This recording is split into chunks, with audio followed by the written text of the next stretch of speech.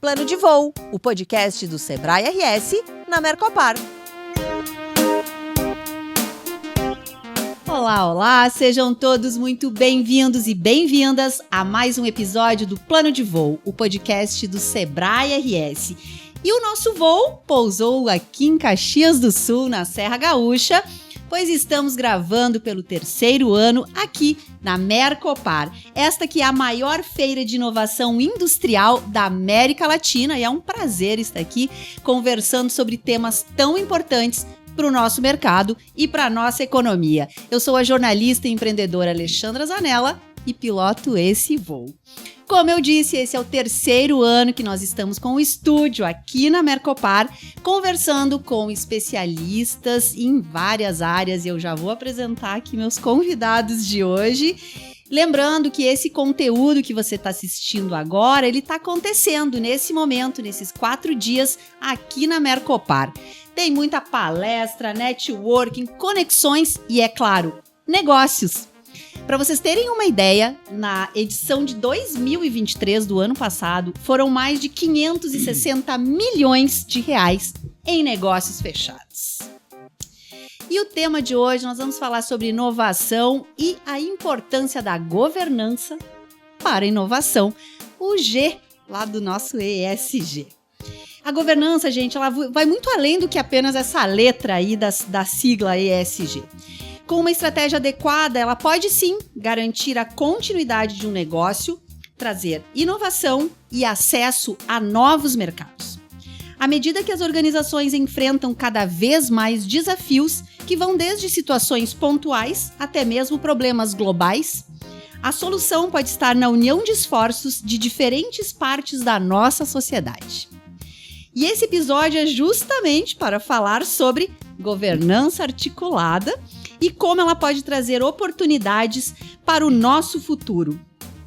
Eu já vou apresentar aqui meu primeiro convidado, ele que é reitor da UX, Universidade de Caxias do Sul, Gelson Leonardo Reck. Que prazer e que honra te receber aqui no Plano de Voo para falar sobre esse tema que é tão importante. Alexandra, o prazer é todo meu.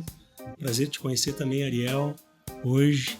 E que bom que o podcast aterrissou aqui em Caxias do Sul, num momento bonito de nossa cidade. Oxalá a Mercopar continue aqui nessa cidade, que é uma inspiração para todos. O modelo de indústria, o modelo de inovação que aqui é apresentado, inspira a todos que vêm aqui, que fiquem aqui. Coisa boa! É. Completa aqui com a gente o Ariel Berti, que é diretor superintendente e diretor técnico do Sebrae RS. E é a sua primeira vez no Plano de Voo? Seja bem-vindo, Ariel.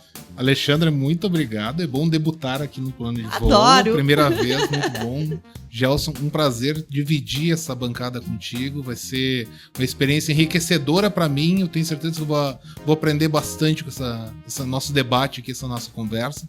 E com certeza a Mercopar, ela é de Caxias do Sul, né? Ela veio para ficar, não teria outro lugar no estado onde a indústria metal-mecânica, a indústria 4.0, a indústria da inovação pudesse estar melhor representada do que Caxias do Sul, do que a Serra Gaúcha. Então a Mercopar é daqui da Serra Gaúcha, ela permanecerá aqui na Serra Gaúcha, sendo cada vez maior. Ela só não consegue ser maior porque os pavilhões da Festa da Uva não comportam que ela seja maior, por enquanto. Vamos ter que providenciar novos pavilhões. Nós vamos ter que aumentar o espaço. A gente está com 38 mil metros quadrados ocupados esse ano.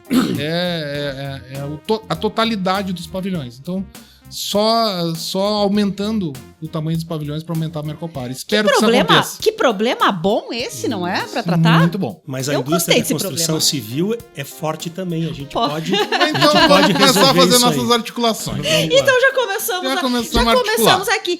Inclusive, esse papo já começa com o que a gente vinha falando e o tema desse episódio, que é a governança articulada. Exatamente. Não é mesmo?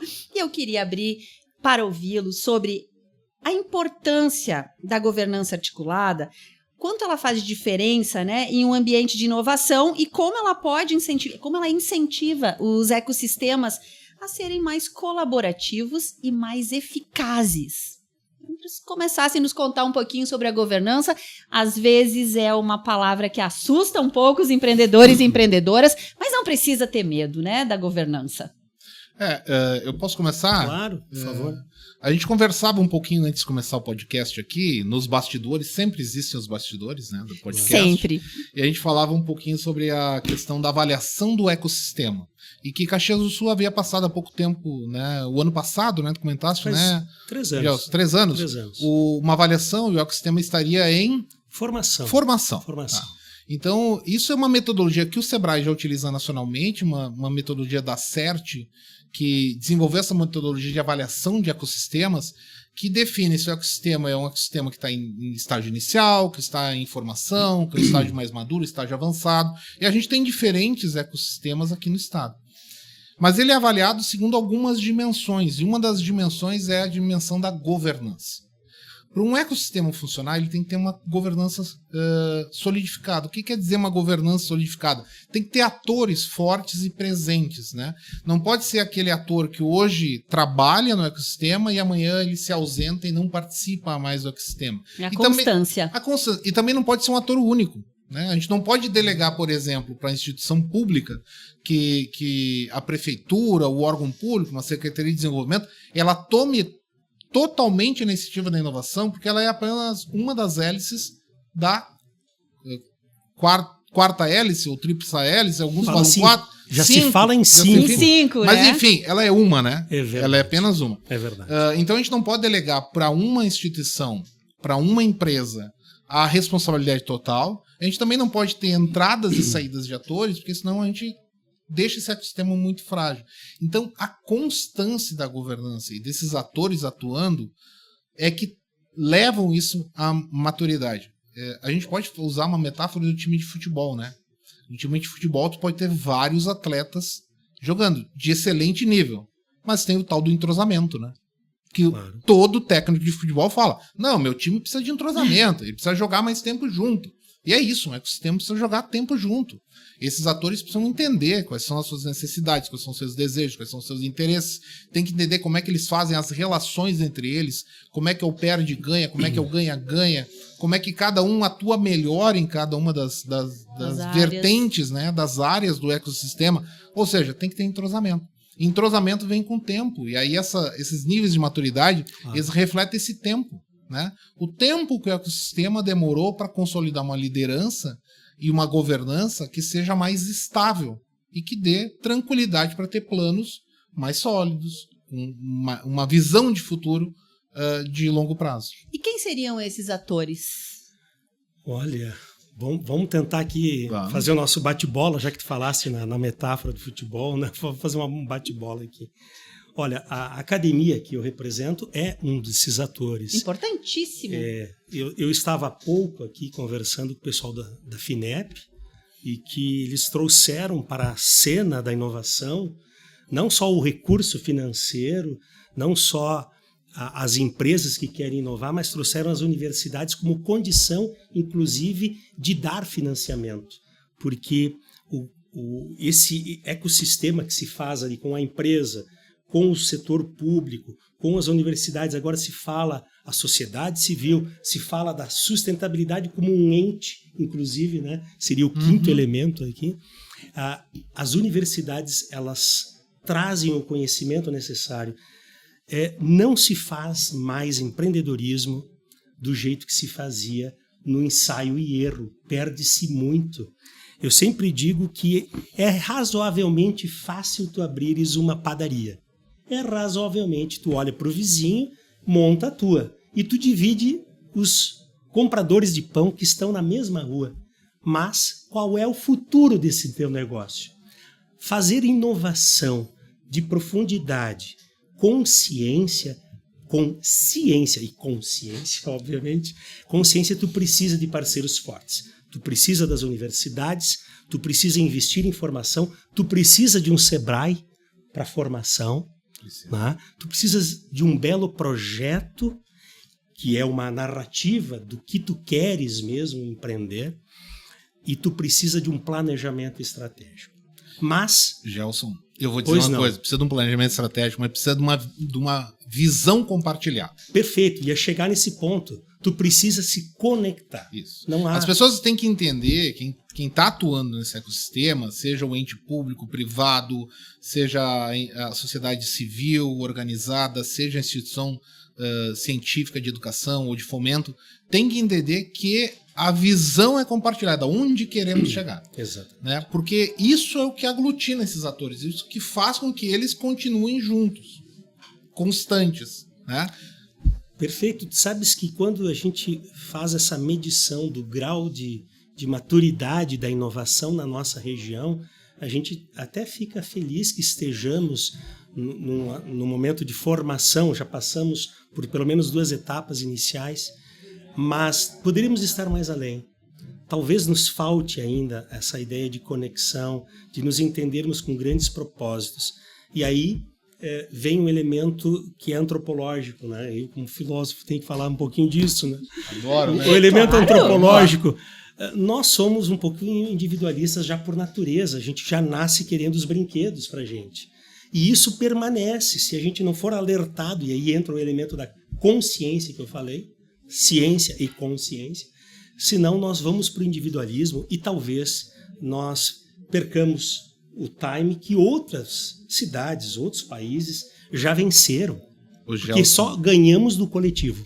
Gelson, vou te dizer assim, ó, nós somos formados para sermos individualistas. E nós somos cobrados na idade adulta para sermos colaborativos.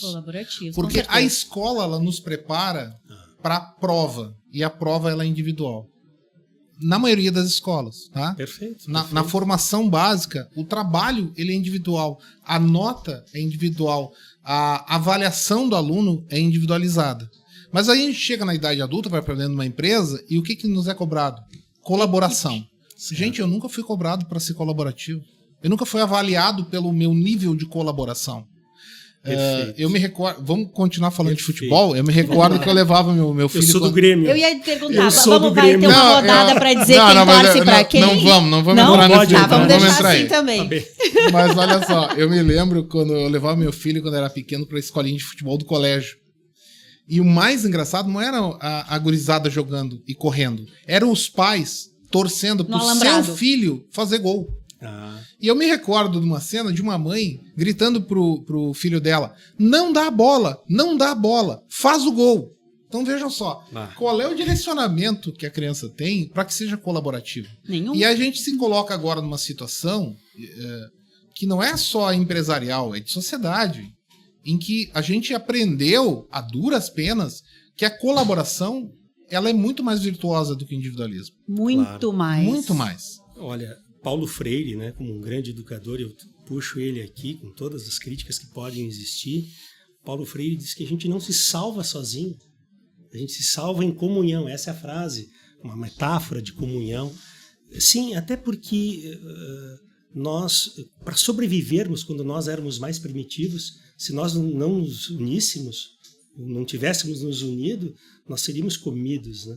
E aí nós nos defendemos, nós armamos cidades com exércitos, né? E assim nos defendemos. Se nós aprendemos, por um lado, o individualismo e a competição, o solipsismo, o isolamento, também nós aprendemos que sozinhos nós não vamos longe. Como fazemos para empurrar um carro? Eu acho que é o grande paradoxo que a sociedade vive é esse. É isso. É o grande paradoxo de hoje em dia. A gente sabe as duas coisas, né? Isso. Como um médico, ele sabe que não pode fumar porque faz mal, mas fuma. É paradoxal e contraditório. Paradoxal, E contraditório. É o gato de Schrödinger. Cadê? Pois temos o gato dentro da caixa, mas não temos o gato dentro da caixa. Exatamente. Que loucura. Vamos trazer isso um pouco para os negócios, isso que vocês estão trazendo. Fazendo um recorte aqui um pouco para os nossos empreendedores e empreendedoras, pequenos e médios negócios, que às vezes tem um pouquinho mais de dificuldade, né? O pequeno empreendedor tem que cuidar do caixa, de limpar a sua loja, de fechar a conta, fazer todos os pagamentos e prospectar, vender e tudo mais, né? Como é que a gente consegue trazer aí para esses pequenos e médios negócios esse olhar colaborativo? Nesses dias aqui a gente gravou alguns episódios falando, por exemplo, como que as dicas, né, de como as pequenas empresas se conectam com as grandes empresas para serem fornecedores, né? Porque às vezes a gente acha que essa cadeia ela se quebra e pelo contrário. Então, Como é que a gente ajuda aí o nosso pequeno a entender que ele tem que se organizar, ser colaborativo, onde ele busca se conectar? Eu acredito, e aí citaste Paulo Freire fala bastante sobre isso, né? O aprendizado é um processo de humanização. Perfeito. Né? Tu tem que se reconhecer ignorante para poder aprender. Que é uma dificuldade para o ser humano, né? É uma grande dificuldade, reconhecer. porque assim, reconhecer a ignorância não quer dizer que tu não tenha capacidade de aprender, quer dizer que tu não sabe aquilo, simplesmente não sabe. Eu não sei o tanto de filosofia que o Gelson sabe, porque ele estudou para aquilo, ele se preparou, ele quis um dia se descobrir naquilo. Então ele se reconheceu ignorante naquilo e foi atrás do conhecimento. Tá? Então, o pequeno negócio ele tem que se reconhecer ignorante em determinados aspectos. Porque se ele está começando a empreender hoje, ele tem que reconhecer que ele tem que buscar aprendizado. E não simplesmente ir na base da tentativa e erro. Eu inclusive, particularmente, eu não gosto muito desse culto ao erro que se faz. Principalmente quando se fala em inovação. Porque não é bacana tu dizer assim, eu quebrei 10 empresas para finalmente dar uma empresa certa. Não. Tu aprendeu 10 vezes. Talvez tu tenha aprendido 10 vezes da maneira errada. Para poder dar uma certa. A gente não precisa cultuar o erro para aprender. A gente tem que cultuar o aprendizado. Eu me reconheço na minha ignorância, eu busco o conhecimento que me falta, e aí eu tenho que buscar o conhecimento aonde? Fora de mim, né? Eu não posso buscar alguma coisa dentro de mim que eu ainda não tenho. Então eu tenho que buscar onde? Eu tenho que buscar no Sebrae, eu tenho que buscar na UX, eu tenho que buscar no próprio ecossistema de inovação que eu participo, eu tenho que buscar no meu possível concorrente ou competidor, eu tenho que buscar fora de mim aquilo que eu não sei. Então eu me reconhecer não sabedor de alguma coisa e reconhecer que eu preciso evoluir, eu acho que é o primeiro passo para um empreendedor. Ele não pode começar um negócio pela necessidade, que é o grande erro da maioria dos pequenos empresários. Eles começam por uma necessidade de sobrevivência e não por um propósito ou um desejo de fazer algo. Esse propósito, esse desejo de fazer algo vem do conhecimento que tu tem sobre aquilo que tu vai fazer. Então, tu precisa primeiro compreender o que tu vai fazer. E isso aí é aprendizado. Olha, o empreendedor, aqui em Caxias do Sul, nós temos 98 mil CNPJs. Uau! Olha, é bastante. É uma Então, nós cidade temos empreendedora, hein? Muitos, uma cidade de 500 mil habitantes, 98 mil CNPJs é bastante. Eu diria o seguinte, o conhecimento é a base para errar menos, obviamente, né? O associativismo é muito importante. Caxias do Sul tem as CDLs, tem as SICs, né?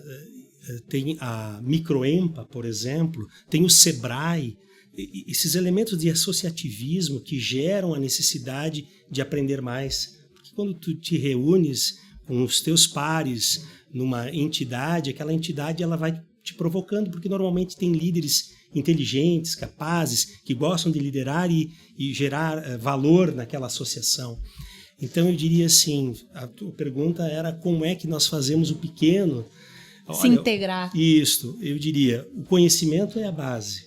O associativismo seria um outro elemento importante.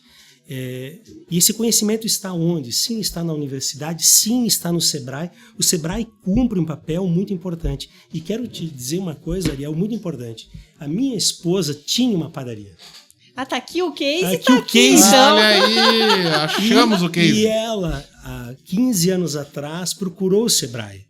E o Sebrae ajudou-a a organizar o seu negócio. Eu sempre fui professor, nunca soube fazer pão, né? De vez em quando eu ia na padaria e ela me dizia assim, olha, a única padaria de Caxias do Sul que tem um doutor na porta aqui, recebendo as pessoas. Entregando a sacola com o pão. Tudo certo, ajudando, fechar, tudo bem. Né? No final de semana a gente ia lá. E ela procurou o Sebrae. Então, obviamente, num ambiente que ela vive, de que a gente busca conhecimento, ela também diz, eu preciso buscar o conhecimento. Esse despertar é muito importante. E aí eu volto à ideia das associações, dos SICs, eles despertam isso. Né? Eu acho um grande valor social a essas entidades. Com todas as suas mazelas, essas brigas de poder que são normais, mas elas despertam. e geram eventos como esses também, né? Essas grandes Não, entidades, já fiergues da vida. Só o fato de estar dividindo alguma coisa com alguém Claro. já tá ajudando, entendeu? Claro. Já tá contribuindo pro teu aprendizado. É na discussão que a gente gera o aprendizado. É verdade. E aqui em Caxias a gente criou uma Escola da Inovação, Alexandra. A Escola de Inovação foi criada pelo Instituto Hélice, em parceria com as instituições educacionais de ensino superior aqui de Caxias do Sul. A UX é uma, tem as outras também que participam. E a gente vai nas entidades, vai nas empresas, oferecendo essa possibilidade de modificar o mindset, a sua mentalidade, de empresas que estão iniciando, de empresas que estão já mais maduras e de empresas que estão mundialmente já conhecidas, são mundialmente conhecidas. E a gente observa o seguinte, o fenômeno é muito parecido. A que está iniciando e aquela que está num alto nível de maturidade precisa aprender. Loucura isso, a gente observa que precisa, e elementos rudimentares. Então o conhecimento salva. Eu te diria assim, desses elementos rudimentares que tu trouxe, que a maioria delas precisa aprender, tem um que eu acho que é central para qualquer empresa. É central. E se pudesse dar uma dica, né, para qualquer empreendedor, para qualquer líder de empresa, para qualquer pessoa que trabalhe, labute num ecossistema de inovação, aprenda sobre pessoas. Aprenda sobre pessoas. Aprenda como ler as pessoas, como compreender as pessoas, como identificar seus desejos, como mapear suas necessidades, como gerir pessoas, como lidar com pessoas. Sabe? O líder, por exemplo, que trabalha numa empresa no varejo, ele tem 2 desafios gigantes. Ele tem que entender o consumidor dele, mas ele não pode entender só o consumidor dele. Ele tem que entender o vendedor da loja dele. Porque o vendedor da loja dele, que é uma pessoa, ele é o principal ativo que ele tem. Principal. O professor na UX é o principal ativo da UX. Não há dúvida. Né? E não é só o aluno, então ele não tem que entender, enquanto reitor, imagino que sim, né, Gelson? Não tem que entender só o aluno, tem que entender o professor. Claro. Onde estão as carências, onde estão as necessidades. Então, assim, entenda sobre pessoas, se dedique, se debruce mais a esse tema, porque entender mais sobre pessoas vai fazer com que tu consiga evoluir mais rapidamente. É muito louco isso, porque estarmos aqui discutindo e falando que as pessoas precisam estar no centro dos processos, né?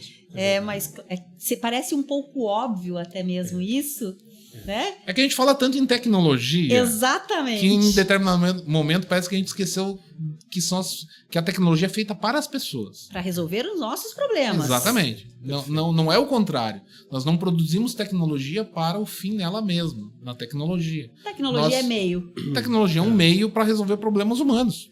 Perfeito.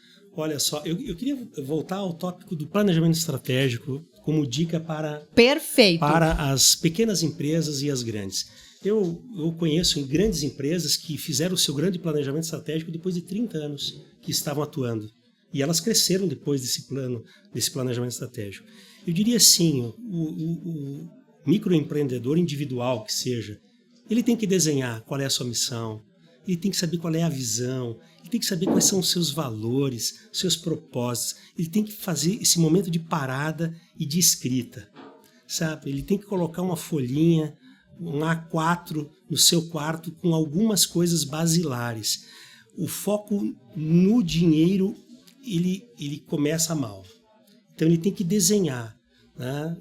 Eu como professor, eu sou também quase um autônomo. As empresas nos contratam, mas o conhecimento é meu.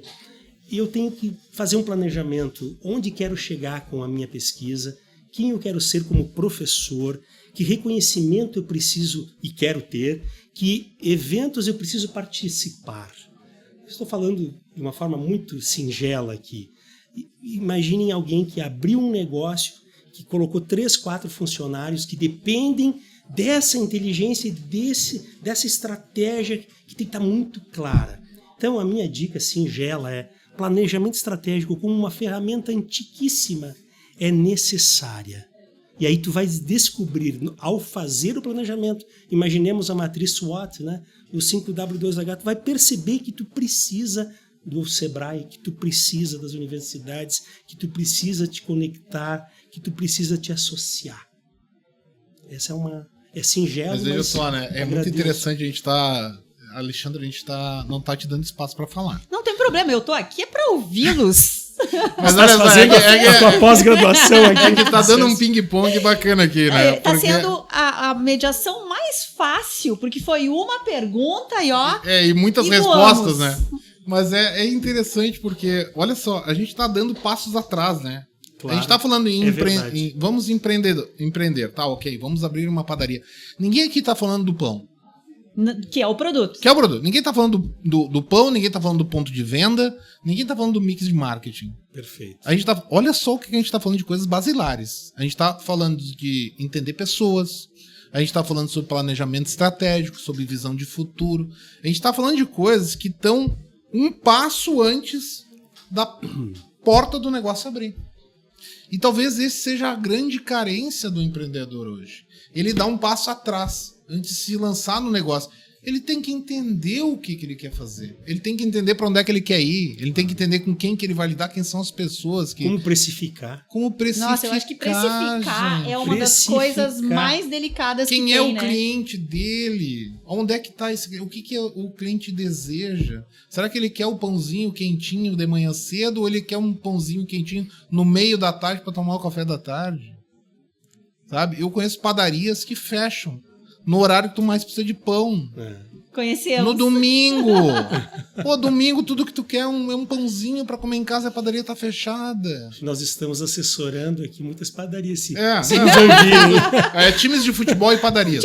Tá vendo? Já temos aqui, já definimos aí um escopo. É interessante isso, né? Porque, e de novo, normalmente quando a gente fala, né, sobre inovação, existe um pouco ainda no imaginário que é algo caro, que é algo mirabolante, que vai envolver tecnologias.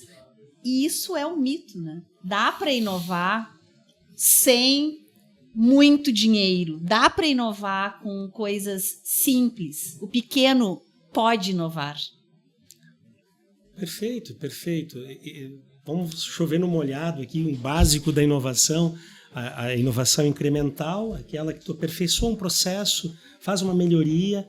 E, em geral, ela é muito simples, ela é uma questão de atenção, né? de melhorar processos a partir da indução dos elementos que estão ao teu redor, com a colaboração, novamente essa palavra é importante, dos que fazem parte, dos stakeholders que estão contigo, teus colaboradores. A inovação disruptiva, ela talvez não seja também, não seja necessário para isso muito recurso, mas precisa ideia. Né? Se a gente for falar de inovação no nível de nanotecnologia, tu precisa conhecimento, tu precisa uma ampla gama de conhecimento de base para chegar nisso. Mas sim, o que a gente tem que deixar claro é que dá para inovar onde tu estás. Eu aprendi ontem, ouvindo, que a gente precisa chegar em 2024. Não precisamos olhar para 2030. O Arthur Igreja estava falando isso. Isso me chamou muita atenção. Eu gostei demais disso. Arthur chega em 2024. Aqui no podcast, então esteve aqui. Foi o primeiro podcast que gravamos. Foi um papo maravilhoso. Então eu convido vocês que estão nos assistindo, procura, porque tem episódios atrás aqui com o Arthur Igreja e foi uma conversa tão maravilhosa quanto está sendo essa daqui. Muito obrigado. Agora, se a gente for colocar inovação, por exemplo, falamos de Smart Cities. Então, as cidades inovadoras, isso só vai acontecer com um conjunto de atores. Nunca um ator, nunca só uma empresa, nunca só a prefeitura, nunca só a universidade. Aí a gente vê a magnitude do que nós falamos sobre o aspecto de colaboração. Por quê? Porque existem problemas que exigem muitas pessoas, muitas expertises para resolver. E aí a colaboração é a palavra-chave de tudo isso. Então, inovar é possível em vários níveis, mas sempre o aspecto colaborativo, desde os seus colaboradores mais simples aos mais refinados de conhecimento, é os que vão fazer a inovação dar certo. Eu gosto muito de das duas palavras, né? Inovação e empreendedorismo. Gosto muito das duas palavras, mas não gosto muito como a gente usa elas.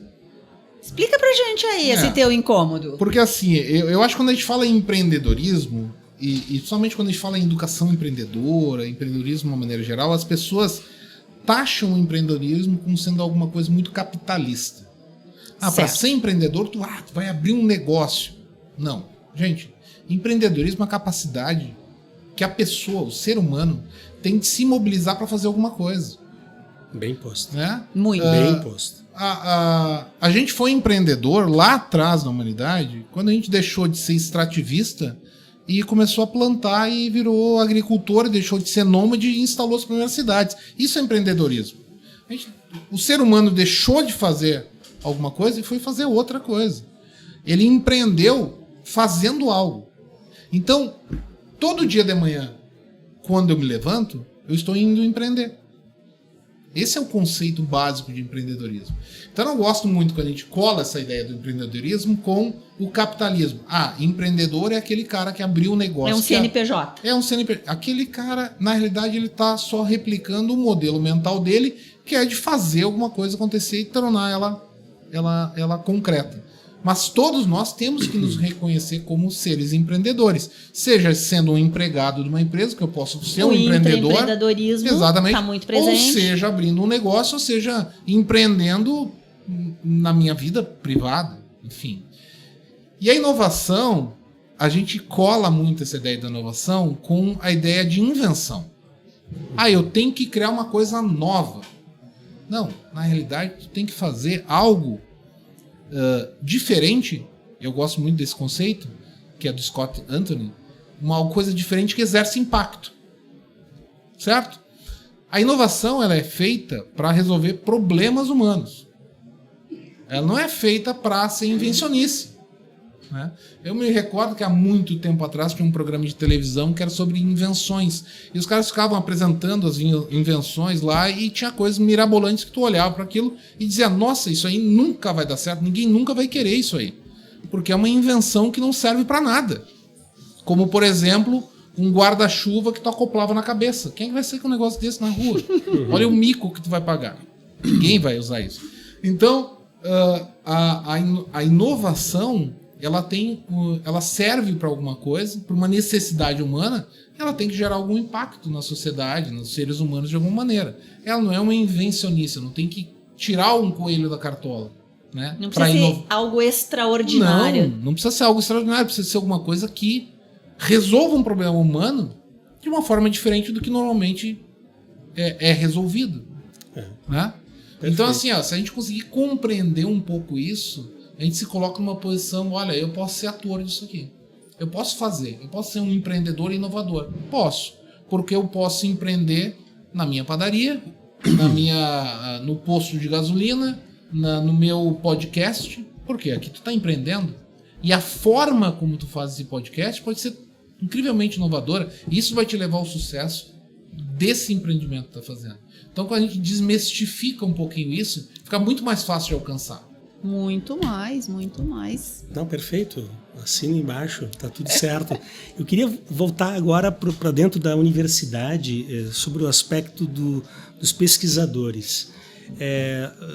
Dentro da universidade, nós buscamos uma ciência refinada, tentando resolver problemas humanos, que seja da saúde, da longevidade, de uma construção mais sustentável. Mas também lá, os pesquisadores, eles não trabalham sozinhos. Isso é bem importante. De novo, voltando à ideia de colaboração.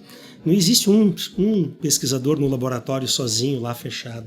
Isso já acabou, faz tempo isso. Que bom. Nós temos um grupo de pesquisadores.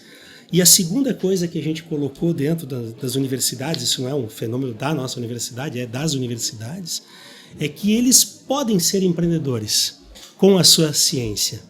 Então, eles podem inovar numa tecnologia, e aí pode chegar até a uma descoberta, eventualmente, mas podem, com aquilo, também serem empreendedores. Então, é o cientista empreendedor. Nós temos essa lógica agora dentro da universidade e tantas outras instituições. Eu recentemente voltei da Rússia, numa viagem de trabalho que fui lá, fiquei 9 dias, e encontrei um grande hub de inovação com 4.000 empresas trabalhando juntas e 350 startups num ambiente só. Muitos cientistas trabalhando junto, com as famílias morando ali, né? Eles vários se conectando. Então, se vale para o refino, vale para as coisas mais simples também. Tu sabe, Gelson, que falasse assim da academia, né? E o papel que a academia tem. Tem um texto do David Norman, que é da área do design, né? Design estratégico, tudo, que ele fala sobre a inovação, o papel da inovação. Ele fala sobre a inovação incremental e a disruptiva, né? Ele fala, não tem como fazer inovação disruptiva a partir da inovação incremental. É a defesa dele no texto, né? No artigo dele. Ele diz, olha só, porque a inovação incremental, ela parte de uma base, de uma base A, e ela aumenta uma fração naquilo ali. Ela faz aquilo de uma maneira um pouco diferente. Aquilo de uma maneira um pouco diferente nunca vai ser uma coisa completamente diferente do que o seu original. Então não tem como ser disruptivo partindo de uma inovação incremental. E aí a pesquisa ela é fundamental para isso, porque a pesquisa está trabalhando com bases diferentes do tradicional. Uhum. O que a pesquisa busca? A pesquisa busca a descoberta, né? E essa descoberta ela tem que ser incessantemente buscada pela pesquisa, tá? Porque todo inovador, o empreendedor, ele pensa em ser um novo Steve Jobs, né? Eu desejo, sonho. É o sonho de todos. Mas quantos Jobs tivemos no mundo? Mas assim, se tu realmente se dedicar a pesquisar com profundidade aquilo que tu quer fazer, com bases em outros paradigmas, porque o paradigma acaba sendo teu limitante para poder fazer alguma coisa radical, com base em paradigmas que não te limitem, aí de fato talvez tu tenha a capacidade de ser um novo Steve Jobs, talvez em qualquer outra área, mas a partir de uma descoberta de alguma coisa que realmente não foi feita daquela maneira, né? Perfeito. E a gente volta com isso a uma visão filosófica do mundo. Perguntar, inquirir as coisas, talvez seja o modelo mais simples de a gente começar a inovar. Perguntar. Por quê? E fazer os 5 porquês, né? Por quê? Por quê? Por quê? E chegamos lá. Então, uma pergunta filosófica que eu acho que ajuda, eu acho que é essa grande virtude humana, né? Essa racionalidade que faz a gente perguntar. E faz a gente perguntar, portanto, faz a gente melhorar as coisas. E depois a gente cria esse mundo de tecnologia, de aparatos que solucionam as perguntas que nós tínhamos, né? Então, acho que é isso. Ainda bem. O Ariel também vem da comunicação como eu, sim, né? E eu acho que a premissa 00 da comunicação é: não existe pergunta errada. Né, Ariel? Boa, é a primeira... Existe pergunta não feita. Não feita, mas nenhuma pergunta ela é errada. Eu acho isso... Demorei um pouco, assim, para compreender a magnitude disso, e muda a vida da gente quando a gente entende que às vezes não pergunto por 1000 fatores. Claro. E às vezes por vergonha, às vezes por arrogância. Aí trago o que você falou da importância de a gente se reconhecer que eu sou ignorante em algumas coisas, sim. Uhum. Ninguém sabe tudo de tudo. Claro. E aí conectar com pessoas que sabem mais do que eu para que eu aprenda e eu entregar a elas o que eu sei mais. Eu acho que é isso que a gente forma, isso tudo que vocês estão falando. Eu não sei como encerrar esse papo, porque eu teria umas 900 perguntas e questionamentos para vocês, mas eu sei que a gente vai deixar aqui um gostinho para quem está nos acompanhando desse papo que foi maravilhoso. Meia hora passa voando, né? Já foi? Já foi, mais do que meia hora. Então me resta, Gelson, te agradecer demais por estar aqui, por fazer essa troca, trazer todas essas informações, e o plano de voo ficar maior com a tua presença aqui. Muito obrigada. Muito obrigado, Alexandra, ao Ariel também pela parceria aqui. Eu aprendi também. Muito obrigado, sucesso com o teu programa, sucesso para o Sebrae, sucesso para a Mercopar. Caxias agradece a todos que estão aqui. Muito bem, espero que você volte em breve para o plano de voo. Ariel, que bom, tua primeira vez no plano. Espero que não seja a última, Alexandre. Por favor, me convida. Vou te convidar mais vezes, então. Acho que temos muitas coisas para conversar. Que bom te receber aqui. E espero que tenha sido bom para ti também nessa primeira vez aqui no plano. e vida longa, inovação, ao plano de voo e a essa lindeza que é a entrega do Sebrae. Alexandra, Gelson, se vocês me permitem, eu vou encerrar minha participação citando uma frase que eu gosto muito. Por favor. Que dizem que essa frase foi dita pelo Michelangelo, quando ele tinha 87 anos de idade. Michelangelo da Capela Sistina, né? O cara não era pouca coisa. Não, acho que não, né? Ele fez muita coisa. Mas dizem que ele, aos 87, 84 anos de idade, enfim, ele falou: "Estou ancora imparando". Que quer dizer em português? Estou ancora imparando, estou ainda aprendendo. Estou ainda aprendendo. Se um cara que fez tudo o que fez, chega no final da vida dele e diz que ele ainda está aprendendo, quem somos nós para dizer que a gente não aprendeu hoje e não vai continuar aprendendo o resto da vida? Então eu acho que essa humildade intelectual, que se fala muito na academia, né? De reconhecer que a gente está aprendendo, isso aí tem que ser muito levado para o empreendedor. Ele vai aprender a cada dia que ele vai estar empreendendo, a gente vai estar aprendendo a cada dia que a gente participar de uma feira como essa da Mercopar. Aprendi muito hoje aqui participando do plano de voo e agradeço muito esse convite e a parceria de vocês. Muito obrigado. E eu espero muito que quem está nos acompanhando também siga aprendendo com o plano de voo. Nós temos mais de 200 horas de conteúdo somente desse projeto do Plano de Voo. Estamos no YouTube do Sebrae RS e também no Spotify. Basta você procurar Plano de Voo no Spotify que você vai encontrar mais de 200 horas de conteúdo, de bons bate-papos, boas histórias, algumas histórias não tão felizes também, mas para a gente aprender também com os erros. E a gente agradece demais a você que nos acompanhou até agora. Lembre-se, você pode encontrar tudo que rolou aqui na Mercopar no Instagram. Procura lá, @Mercopar. Final, Mercopar é inovação que gera negócios. Um abraço carinhoso e até o próximo episódio.